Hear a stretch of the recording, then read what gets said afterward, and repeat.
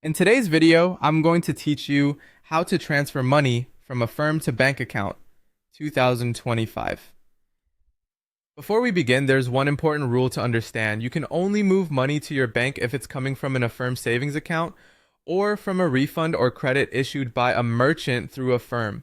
Regular loan funds can't be withdrawn directly to your bank, so keep that distinction in mind as you follow along.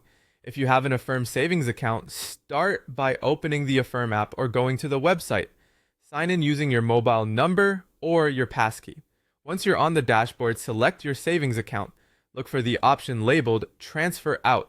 Enter the amount you want to move to your linked bank account. At this point, you may see payment options related to Apple Pay. Just note that Affirm currently accepts Apple Pay with debit card only, and auto pay via Apple Pay isn't supported yet. Next, choose the bank account you've already linked. If you haven't linked one, you'll be prompted to add it. After that, review your details and tap Confirm Transfer. Transfers from savings typically arrive in 1 to 3 business days. Business days exclude weekends and bank holidays, so plan your timing accordingly. If you haven't linked a bank account, transfers generally won't work. There's a limited exception when you request a payment plan before checkout, but for moving funds out to your bank, make sure you link your account first to avoid delays.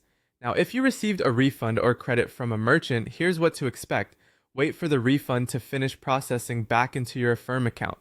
You'll get an email confirmation when it's ready.